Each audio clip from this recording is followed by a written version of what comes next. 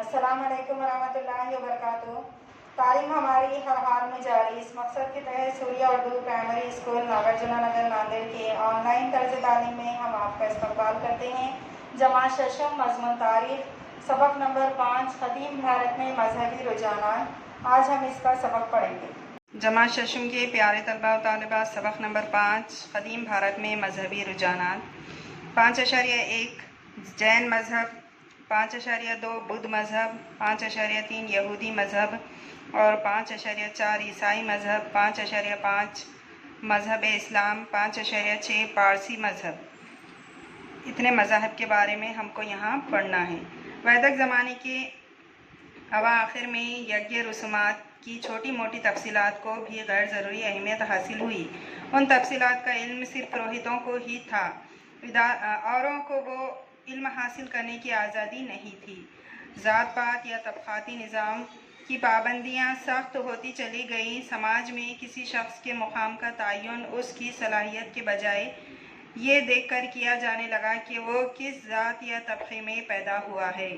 اسی لیے اپنشد کے زمانے ہی سے مذہب کو یज्ञ کی رسومات تک محدود نہ رکھتے ہوئے اسے وسیع تر کرنے کی کوششیں شروع ہو گئی تھی۔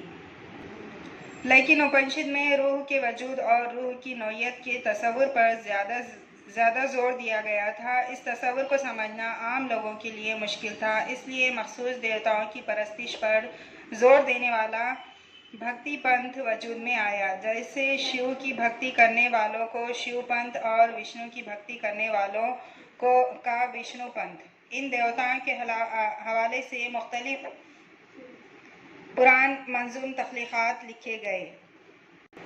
6 صدی قبل مسیح میں مذہب کے ایسے خیال کے اظہار کی کوشش کرنے کا رجحان پیدا ہوا جسے عام آدمی بآسانی سمجھ سکے۔ کئی لوگوں کو اس بات کا احساس ہوا کہ ہر شخص کو خود کی ترقی کا راستہ تلاش کرنے کی آزادی ہے۔ اسی آگہی کی بنا پر آگے چل کر نئے مذاہب وجود میں آئے۔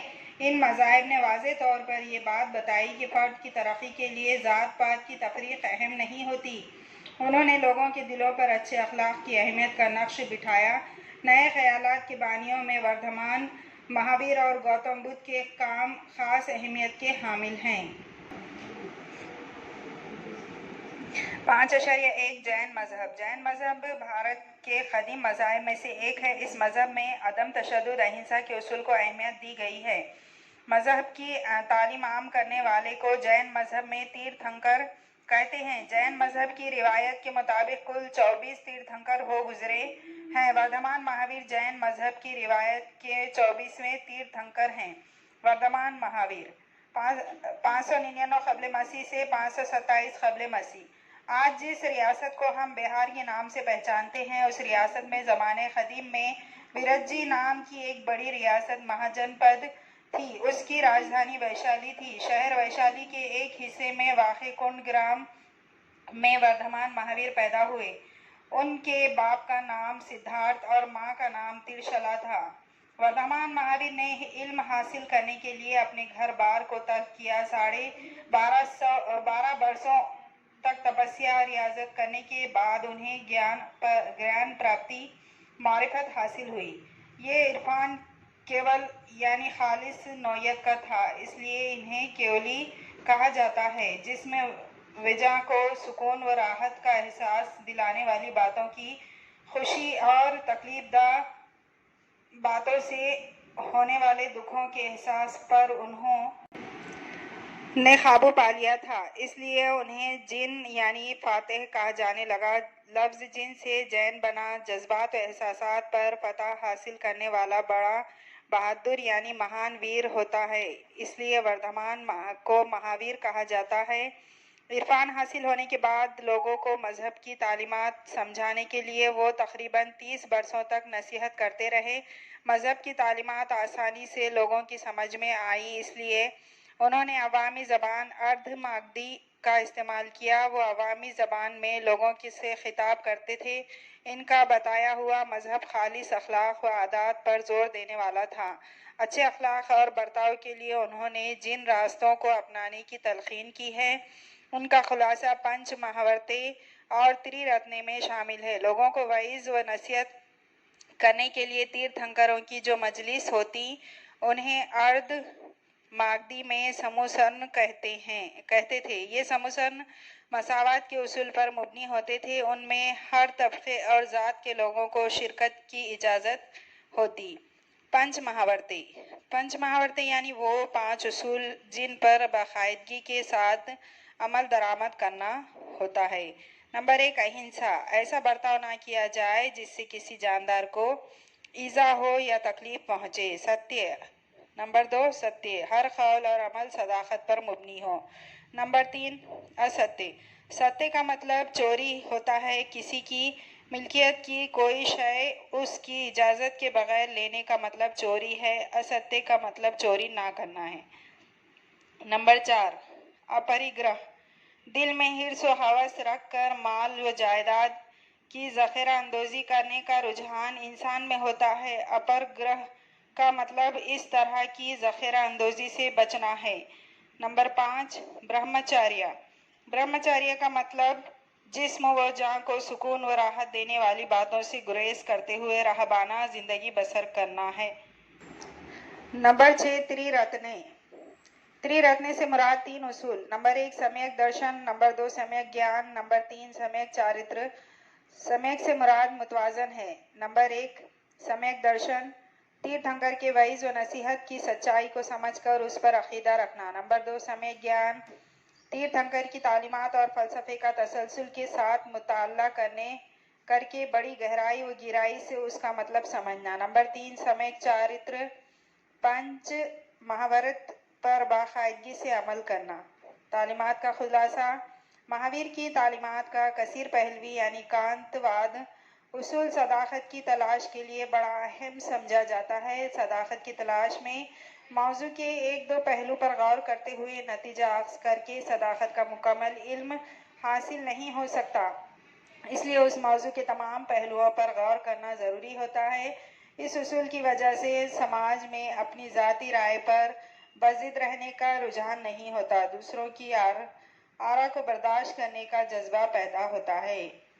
वर्तमान महावीर की ये तालीम थी कि इंसान की बड़ाई और अजमत उसकी ज़ात या तबके पर मुनहसिर नहीं होती बल्कि उसके उम्दा अखलाक पर मुनहसिर होती है। वैदिक रिवायात में ख़वातीन के इल्म हासिल करने के रास्ते बतदरीज बंद होते चले गए थे, लेकिन वर्तमान महावीर ने ख़वातीन को भी संन्यास लेने रहबानियत का हक़ दिया। उन्होंने तालीम दी कि तमाम जानदारों के साथ मोहब्बत का सलूक करें, दूसरों के लिए अपने दिल में रहम और हमदर्दी का जज्बा रखें। उन्होंने जियो और जीने दो की नसीहत की।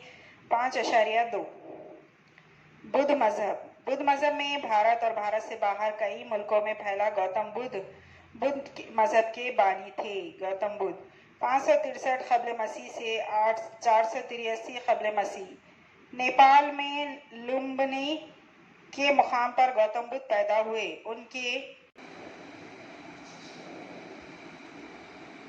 वालिद का नाम शिदुद्दीन और वालदा का नाम माया देवी था। गौतम बुद्ध का पैदाइशी नाम सिद्धार्थ था।